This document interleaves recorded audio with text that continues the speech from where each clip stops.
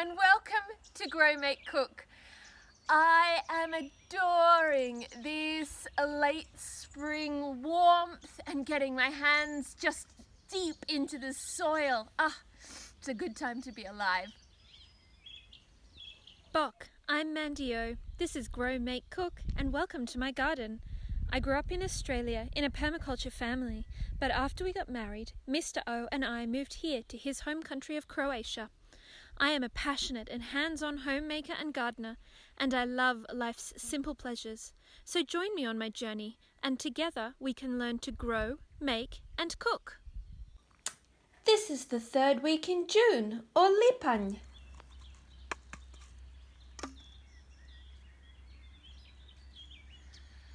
What I'm doing here is just potting up my cane chilies. I've been growing them inside because they really don't like any type of cool weather, but they've gotten very tall and leggy and really in need of bigger pots. Now, you're probably all thinking, Mandy, are you mad? This is a good time to be alive. The world is rife with financial troubles and wars and pandemics. But a practice of mine that has really been helping me recently is gratitude. And what I mean by gratitude is thinking about all of the wonderful things that the world has to offer and reminding myself that in spite of the troubles and the difficulties, so many things are beautiful and worth celebrating. I've taken to recently doing a little thing that I used to do back many years ago, which is just listing in my head often at the end of the day 3 things that I am really grateful for. And today, one of them is going to be my chilies.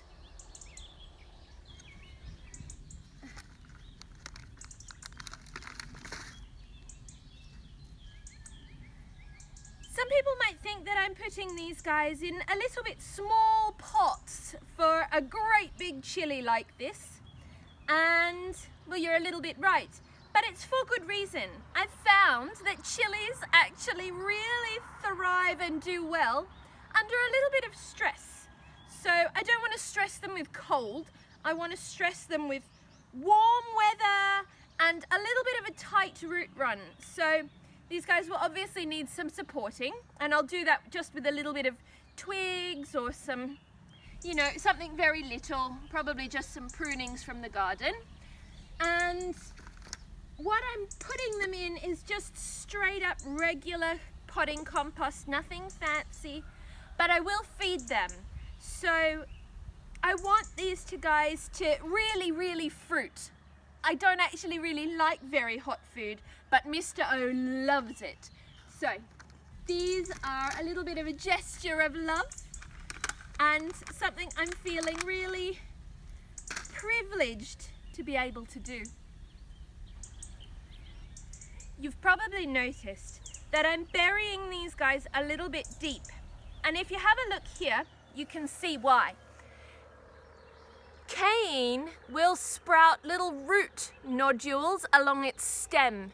So if you bury them a little bit deeper and not past that first set of leaves, but just, I would say, halfway up to it, it will actually make more roots. So these guys will have a better chance at living and surviving and thriving through our warm summer weather.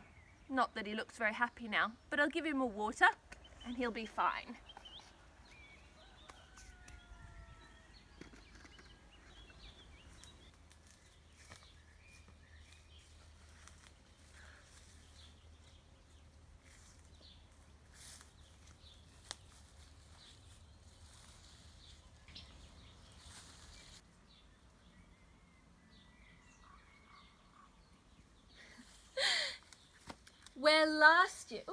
Where last year we were picking every available cherry because there was so few that had come from all the cherry blossom.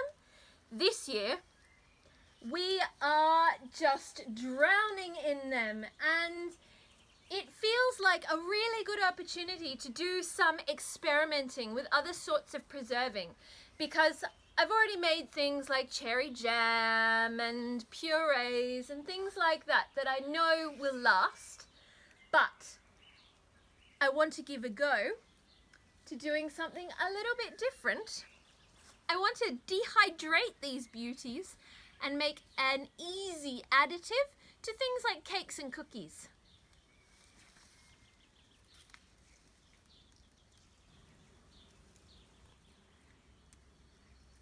The first step for drying my cherries is to wash them. Ironically, to dry them, you need to get them wet.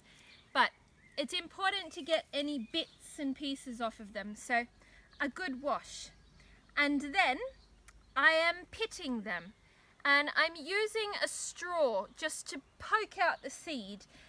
Ideally, I would have one of those lovely reusable metal straws that are a bit thin and sharp, and they work beautifully for this job. Instead, I've got paper, and I'll have to use more than one. I've got a spare just in case. But all you do is take the end. You can see there's a nice clean fresh end, and at the bottom there's a little spot on the bottom of the cherry, and you line up with that spot and you should be able to feel the seed, and it just pokes out, so that then the whole thing is a very quick and easy process. Pop.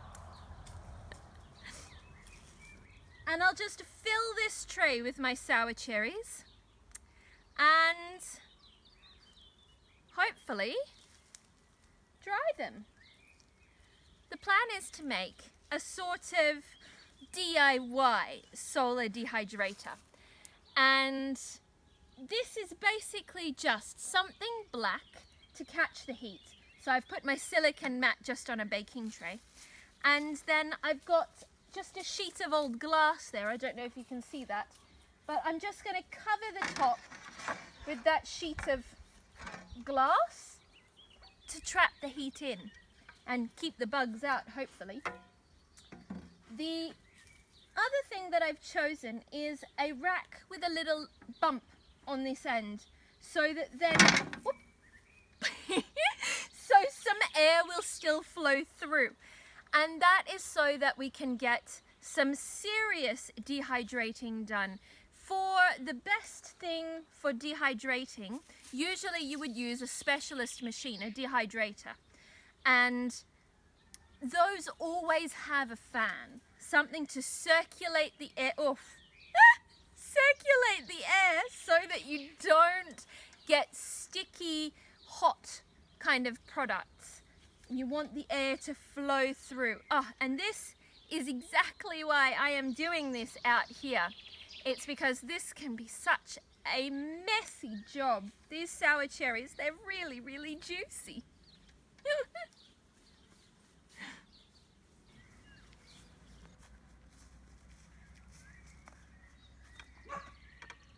And now that I have finished pitting all my cherries, I'm just popping this glass lid on top and leaving it in the sun to dry. Now this one also has little holes from where it was an old door, which I've washed up.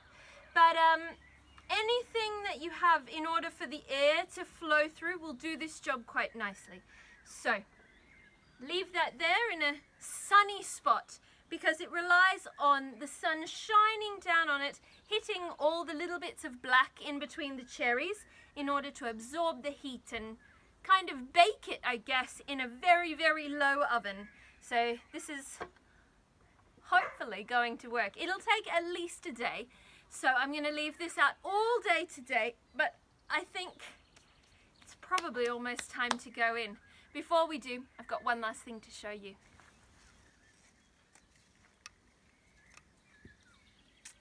This here is my very first cucumber of the season, and I adore fresh cucumbers, and there's more coming up. It's one of the wonderful things about cucumbers. Once they start coming, they'll just keep coming. And if you've got a lot of really wet weather, you'll get lots of them. And if you're getting lots of warm, sunny weather like we've been having, they'll be super sweet.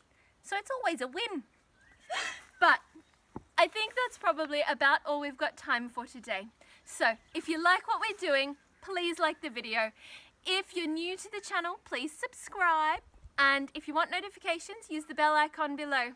Thanks for watching, and until next time then, do widzenia.